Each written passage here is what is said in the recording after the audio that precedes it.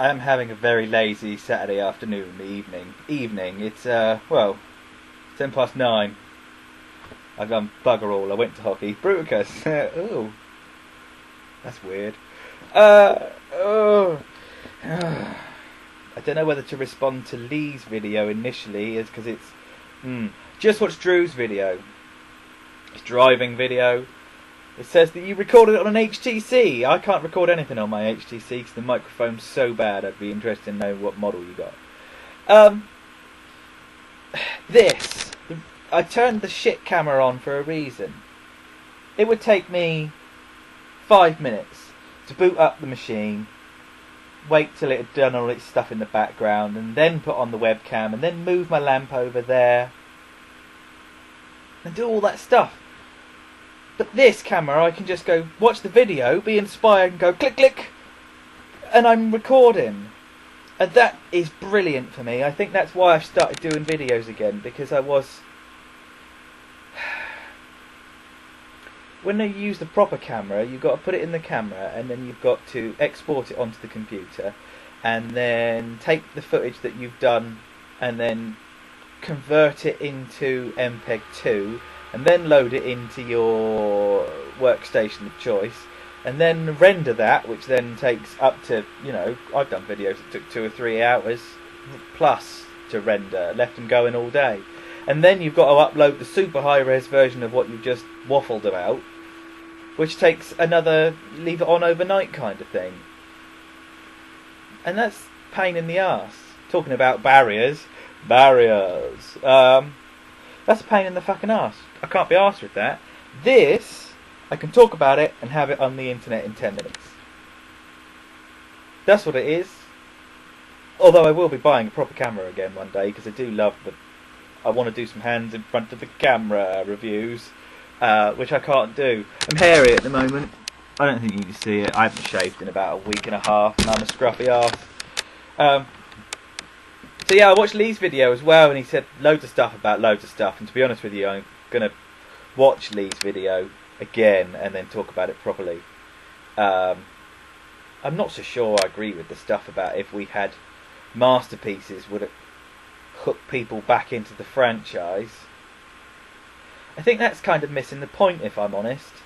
I don't want to appear rude, but I really don't think that's it, because what's going to drag people back into loving Transformers again is new Transformers, something to catch their attention that maybe they didn't have before. Because I think if you kind of go into toy shops and see stuff and think, I just because that's how I started. I got to try and remember which one it is. I bought whichever one came out first. I think it was my Hasbro Optimus Prime toy, the leader one, MP01. And that, once I'd got that, I bought King Starscream after that, because I really liked the fact that they were massive and had somewhere to fit them, unlike these days. But no, I don't get it.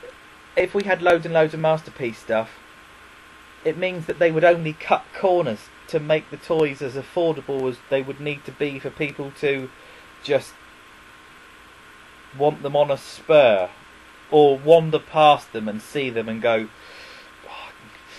when you see something and you go home and you think about it for an evening, and then by the next morning you've already talked yourself into it. You don't know there and then, instantly you think, that appeals to me, but I can't justify that amount of money. And then it mulls around your brain and talks to you for a little while and goes, it's still sat there and I'd like to play with it for a little while. And you justify it, don't you? It's like, it's my money, I went out and earned it, and I'll spend it on whatever I want, even though that's a load of old bollocks, because you know that you need to pay bills and phone and stuff. Masterpiece figures I don't think would do that, because they're too expensive.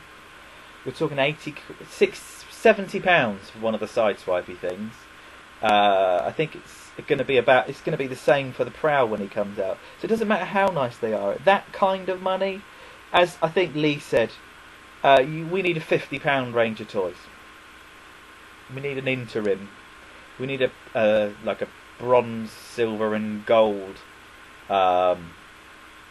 staircase of affordability outside of the cheesy toy things, because I think that's where you get your new people from.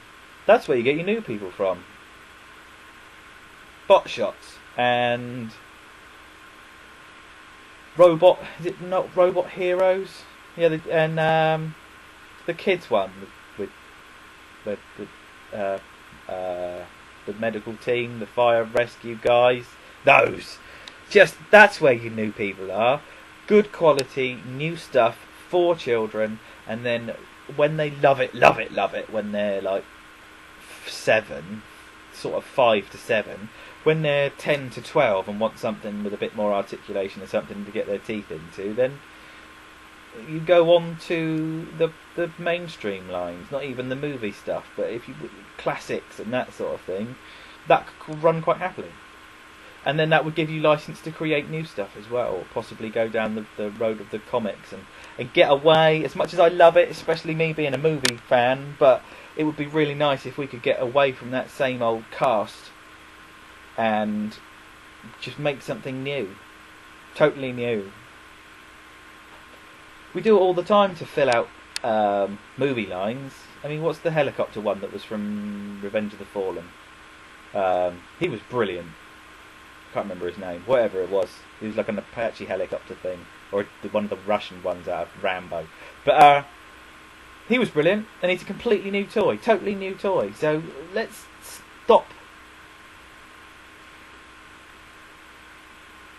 Just make something new. That's all I wanted to say. It was just a quickie. I felt the need, and it was here. So that's my biggest blocker. It's just the fuss that's involved in doing it. I want to be able to watch. I think if YouTube itself had a reply to this, and you could just hit the button and record straight in through your webcam, you could be done, instead of all the palaver that goes with it. This has been SMS number 1, talking about robots and shit.